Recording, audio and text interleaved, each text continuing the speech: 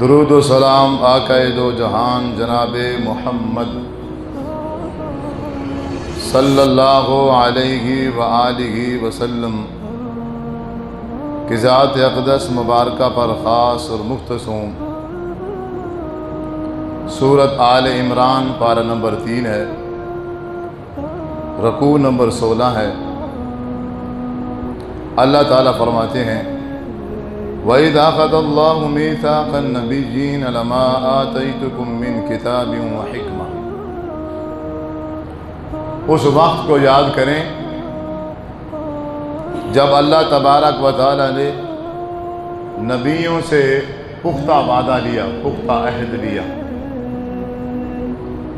لَمَا آتَيْتُكُم مِّن كِتَابٍ وَحِكْمَةٍ، جب تمہارے پاس کتاب یعنی قرآن مجید، حکمت یعنی حدیث رسول آ جائے، ثم جاءکم رسول، پھر تمہارے پاس آخری رسول حضرت محمد صلی اللہ علیہ وآلہ وسلم آ جائیں، مصدق لما معکم، جو کچھ تمہارے پاس پہلے کی شریعت موجود ہے وہ اس کی تصدیق کر دیں۔ اے انبیاء، تم نے کیا کرنا ہے؟ لَتُؤْمِنُنَّ بِهِ وَلَتَنْصُرُنَّهُ، تم آج مجھ سے وعدہ کرو، عہد کرو کہ تم آخری رسول پر ایمان لے آؤ گے اور اس کے ساتھ مل کے اس کی مدد کرو گے۔ اللہ تبارک و تعالیٰ نے حضرت آدم علیہ السلام کو بنا کے، سورۃ الاعراف میں ہے، پارہ نمبر 9 ہے، اللہ تعالیٰ نے ان کی ریڑھ والی ہڈی سے قیامت تک جتنی روحوں نے آنا تھا اللہ نے ساری کی ساری روحیں نکال لی۔ تمام روحوں کو جمع کر کے عالم ارواح میں اللہ تعالیٰ نے ایک محفل لگائی۔ اس محفل میں کون ہے؟ 1,24,000 کم و بیش پیغمبر جو ابھی دنیا میں آئے نہیں ہیں۔ ابھی انسانیت کا سلسلہ دنیا میں شروع نہیں ہوا، ابھی شریعت نام کی کوئی چیز دنیا میں آئی نہیں ہے۔ ابھی تو حضرت آدم علیہ السلام بھی نہیں آئے دنیا میں۔ پہلے عالم ارواح میں اللہ تعالیٰ نے پہلے تمام انبیاء کو بلا کے جمع کر کے اللہ نے وعدہ لیا، عہد لیا، ہاں میرے انبیاء، اگر تمہاری نبوت کے دورانیہ میں تمہاری شریعت چل رہی ہو، تمہاری نبوت چل رہی ہو، اسی دوران میرا آخری نبی حضرت محمد صلی اللہ علیہ وسلم آ جائیں تو تم نے کیا کرنا ہے؟ تم نے اپنی شریعت کو چھوڑ دینا ہے، تم نے اپنے طریقے کو چھوڑ دینا ہے۔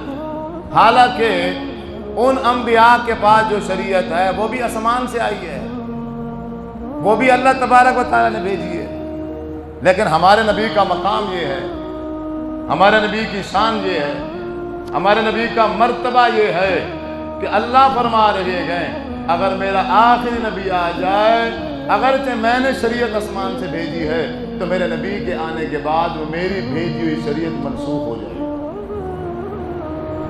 تم نے اپنے طریقے چھوڑ کے، اپنے دین کو چھوڑ کے، اپنی شریعت کو چھوڑ کے آپ صلی اللہ علیہ وسلم کا کلمہ پڑھ کے جس طرح میرا آخری نبی فرمائے گا، جو تعلیم دے گا، جو سکھائے گا، اسی کے مطابق زندگی گزارنی ہے۔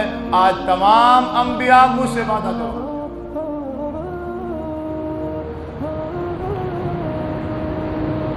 مجھے ایک بات سمجھ نہیں آئی،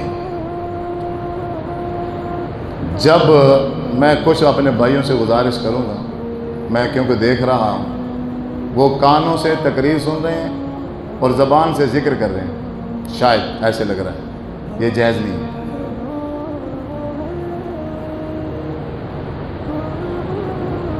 سمجھ آ رہی؟ خطبے کے دوران یہ جائز نہیں ہے۔ اپنی تسبیح بند کریں، بات سنیں۔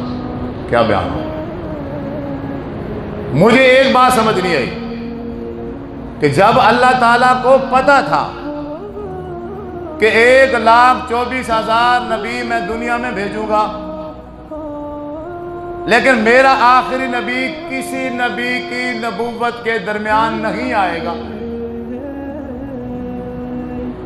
آپ تو حضرت عیسیٰ علیہ السلام کے گزر جانے کے 500-600 سال بعد آئے ہیں۔ 1,24,000 قوم و پیش انبیاء آئے اور چلے گئے، اور جو آخری نبی اس دنیا سے گیا اس کو بھی 500 سال ہو چکے تھے، 600 سال ہو چکے تھے۔ جب نبوت ہمارے آخری نبی نے دنیا میں آنا ہی سب سے آخر میں تھا، کسی نبی کے دوران نہیں آنا تھا، کسی نبی کی شریعت کے دوران نہیں آنا تھا۔ پھر اللہ تعالیٰ نے یہ محفل کیوں سجائی؟ پھر اللہ تبارک و تعالیٰ نے ان سے یہ عہد کیوں لیا؟ سوال ہے نا۔ اللہ تبارک و تعالیٰ نے یہ عہد انبیاء سے لیا، بظاہر تو عہد انبیاء سے لیا جا رہا تھا، کیونکہ انسانیت میں سب سے معزز، انسانیت میں سب سے عزت والے اگر کوئی انسان تھے تو وہ کون تھے؟ انبیاء۔ اس لیے اللہ تعالیٰ نے ان سے عہد لے کے جو باقی انسانیت بچی ہے ان کو سبق سکھایا ہے۔ اگر نبی کے ہوتے ہوئے اس کی شریعت کے ہوتے ہوئے اگر اس کی بات دین نہیں بن سکتی تو پھر اور انسان کون ایسا ہے کہ جس کی بات، جس کا قول، جس کا فعل میرے نبی حضرت محمد صلی اللہ علیہ وسلم کی موجودگی میں دین اور شریعت بن جائے۔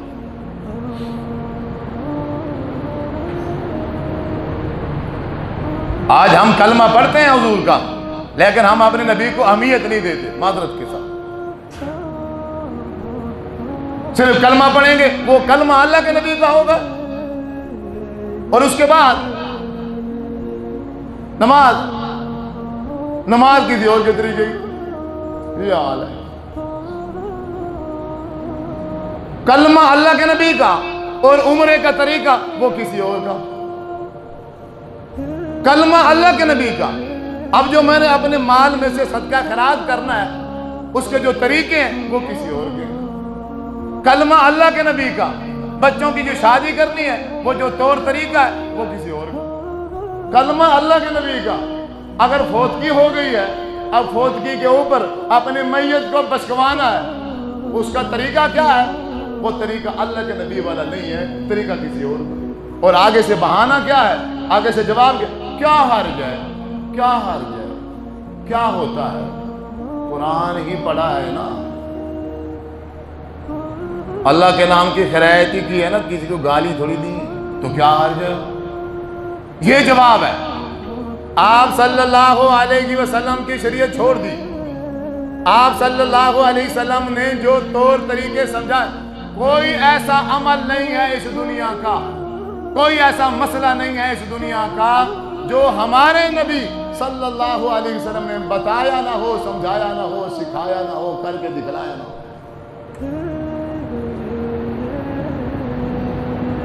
اور اللہ تعالیٰ فرماتے ہیں وَمَن يَبْتَغِ غَيْرَ الْإِسْلَامِ دِينًا فَلَن يُقْبَلَ مِنْهُ۔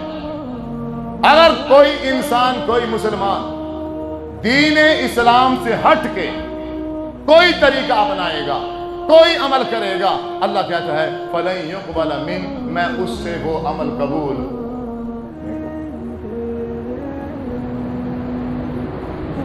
سادی اور سیدھی بات ہے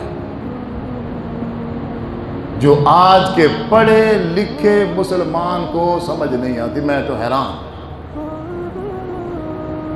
اس وقت کے جو عربی تھے بالکل ان پڑھ، کچھ بھی نہ لکھنا جانتے نہ پڑھنا جانتے، انہیں سمجھ آ گئی۔ اور آج کا مسلمان، جس مسلمان نے اتنی بڑی بڑی ڈگریاں لے رکھی ہیں اور ایک سمپل سی بات، سادہ بات سمجھ نہیں آتی کہ میں اپنے آپ کو مسلمان کہلواتا ہوں اللہ کے نبی کا کلمہ پڑھ کے، تو طریقہ کس کا چلے گا؟ اللہ کے نبی کا چلے گا۔ تو کیا اللہ کے نبی کا طریقہ اس دنیا میں نہیں ہے؟ ہم نے جو آپ صلی اللہ علیہ وسلم کا طریقہ چھوڑ دیا ہے، میں کسی ایک کو ٹارگٹ نہیں کر رہا، سب مسلمان، وہ چاہے جس مرضی فرقے سے تعلق رکھتا ہوں، وہ جو مرضی ہو، آپ جو ہو، میں نہیں جانتا۔ جب آپ صلی اللہ علیہ وسلم کا طریقہ موجود ہے اور آپ بھی جانتے ہیں کہ موجود ہے، آپ صلی اللہ علیہ وسلم کے طریقے کی موجودگی میں بندہ اس کو چھوڑ دے اور کسی اور کے طریقے کو اپنا لے، آپ بتاؤ یہ مسلمان کیسے؟ چار طریقے ہوتے ہیں نماز پڑھنے کے، کبھی چار طریقے ہوئے مسلمانوں کے نماز پڑھنے کے تو ہیں، یہ کیسے ہو گئے ہیں؟ کبھی کسی نے ریسرچ کی ہے؟ کبھی کسی نے تحقیق کی ہے؟ بھئی میرا پڑوسی ہے، وہ ہاتھ سینے پہ ہاتھ رکھ کے نماز پڑھ رہا ہے اور میں ناف کے نیچے رکھ کے پڑھ رہا ہوں۔ میرا اور جاننے والا ہے، وہ ہاتھ باندھتا ہی نہیں ہے، کوئی رفع الیدین کر رہا ہے، کوئی نہیں کرتا، کوئی آمین اونچی کہتا ہے، کوئی نہیں کہتا، کوئی امام کے پیچھے سورہ فاتحہ پڑھتا ہے، کوئی نہیں پڑھتا۔ یہ اتنا واضح اختلاف ہے، یہ ختم کیسے ہوگا؟ اس میں سے حق کیا ہے اور جھوٹ کیا ہے، اس کا کیسے پتہ چلے گا؟ ہاں، قرآن نے اصول سمجھایا ہے، قرآن نے طریقہ بتایا ہے۔ اگر کسی میرے مسلمان بھائی کی یہ خواہش ہے کہ میں آپ صلی اللہ علیہ وسلم کا طریقہ، میرا ہر عمل وہ چھوٹا ہے یا بڑا ہے میرے نبی صلی اللہ علیہ وسلم کے طریقے کے مطابق ہو جائے، تو قرآن نے طریقہ بتایا ہے۔ چوتھا پارہ ہے، اللہ تعالیٰ فرماتے ہیں یا ایھا الذین آمنوا اطیعوا اللہ واطیعوا الرسول، اللہ اور اس کے رسول کی کیا کرو؟ اطاعت۔ اب میں آ گیا سٹیج پہ اور میں کہہ رہا ہوں اللہ اور اس کے رسول کی اطاعت کیا ہے؟ سینے پہ ہاتھ باندھو، مثال دے رہا ہوں۔ آپ دوسری جگہ جاتے ہیں، وہ کہتا ہے اللہ اور اس کے رسول کی اطاعت کیا ہے؟ ناف کے نیچے ہاتھ باندھو۔ اختلاف ہو گیا۔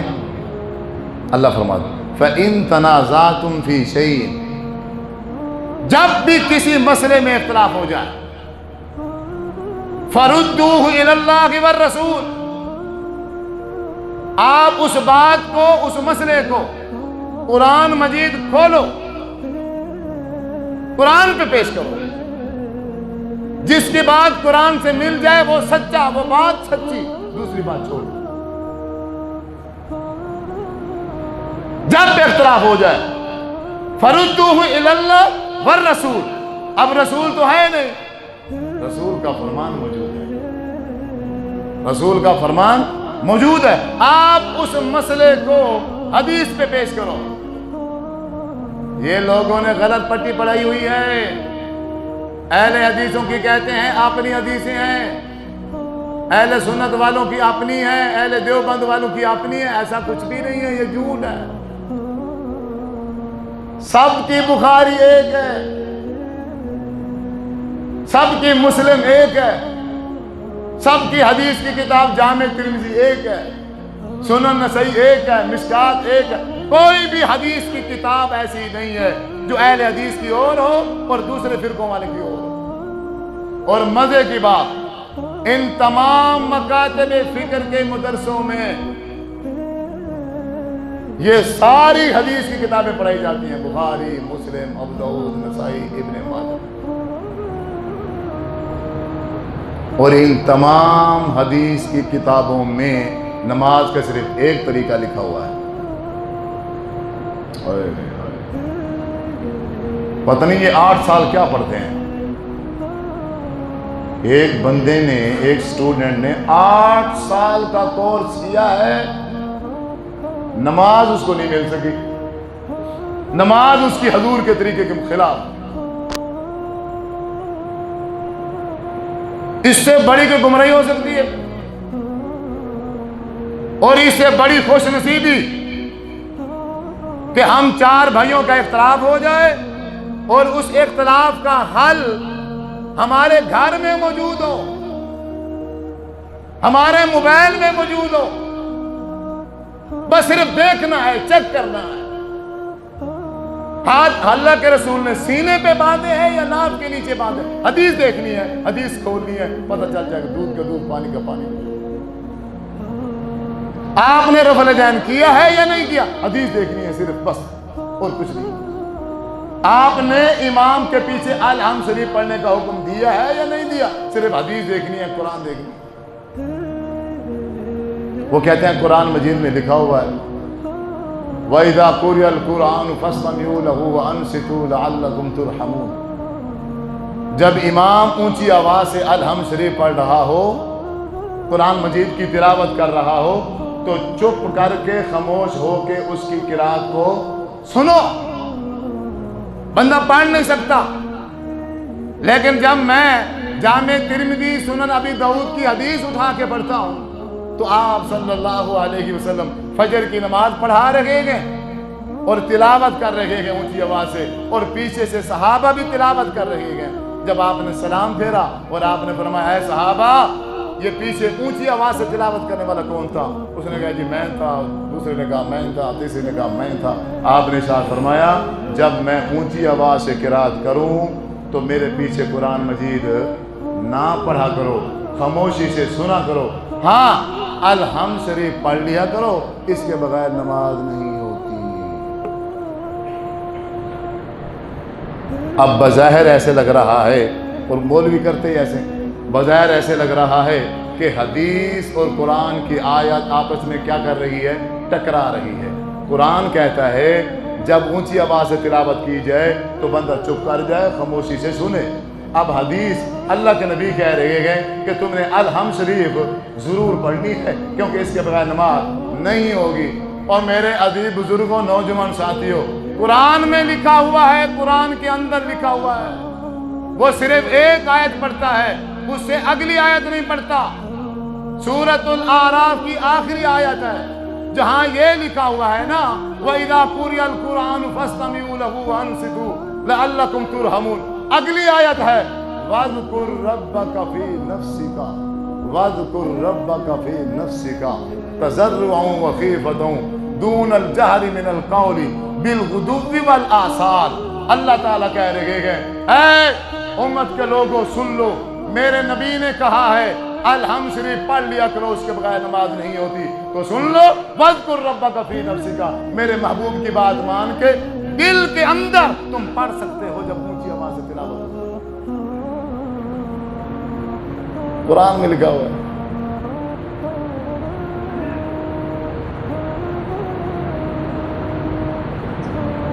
ہماری مجبوری ہے، جب سے ہم نے ہوش سنبھالا ہے اسی دن سے ہم کسی نہ کسی فرقے میں منسلک، 40 سال ہو گئے، 50 سال ہو گئے، 60 سال ہو گئے، اب تو ممکن نہیں۔ اس کا مطلب ہے پھر وہ میں 50 سال غلط پڑھتا رہا ہوں، دادا جی غلط تھے، بابا جی غلط تھے، اماں غلط تھی۔ اچھا یہ جو 90% لوگ، 95% لوگ ایسے کر رہے ہیں، یہ سارے غلط ہیں؟ یہ دلائل ہے۔ وَإِذَا قِيلَ لَهُمُ اتَّبِعُوا مَا أَنزَلَ اللَّهُ قَالُوا بَلْ نَتَّبِعُ مَا وَجَدْنَا عَلَيْهِ آبَاءَنَا أَوَلَوْ كَانَ آبَاؤُهُمْ لَا يَعْقِلُونَ شَيْئًا وَلَا يَهْتَدُونَ۔ حضور بھی جب کہتے تھے شریعت کی بات، واپسی جواب یہی ملتا تھا، آپ نوجوان کی ہم بات مان لیں، وہ ہمارے ابا جی، وہ ہمارے دادا جی، وہ ہمارے پردادا جی، ہمارے آباء و اجداد جس طریقے پہ چلتے رہے ہیں وہ غلط ہے، آپ ایک نوجوان کی بات ٹھیک ہے؟ آگے سے یہی جواب ہے، آج سیم وہی جواب ہے۔ بھئی یہ تو کوئی جواب نہیں ہے نا، جواب ہو حدیث ہو۔ ایک بندہ حدیث دکھا رہا ہے، وہ آگے سے کہتا نہیں بھائی تم فلاں ہو اور ہم فلاں ہیں، لو بھائی تم فلاں ہو ہم فلاں، بھائی تمہارا نبی اور ہے اور میرا اور ہے، تم کسی اور خدا کی مخلوق ہو، میں کسی اور خدا کی مخلوق ہوں۔ یا آپ کا قرآن اور ہے میرا اور ہے، یا آپ کی حدیث کی کتاب اور ہے میری اور ہے؟ قرآن ایک ہے، نبی ایک ہے، اللہ ایک ہے، قبلہ ایک ہے، حدیث ایک ہے، لیکن آج کا مسلمان ایک نہیں ہے۔ جب سے میرے والد صاحب فوت ہوئے ہیں واللہ ممبر پر کھڑا ہوں، اسی دن سے میرے دل کے اندر یہ درد ہے، یہ غم ہے۔ میں چاہتا ہوں آپ کوئی ایسا بزرگ اس طرح سے فوت نہ ہو کہ اپنے آپ کو کہلوائے مسلمان اور اس کا کوئی عمل بھی اپنے نبی کے ساتھ نہ ملتا ہو۔ یاد رکھیے، ساری زندگی کی تہجد اگر وہ میرے نبی کے طریقے کے مطابق نہیں ہے، وہ تہجد نہیں ہے۔ ساری زندگی کے روزے اگر حضور کے طریقے کے مطابق نہیں ہے، وہ کوئی روزہ نہیں ہے۔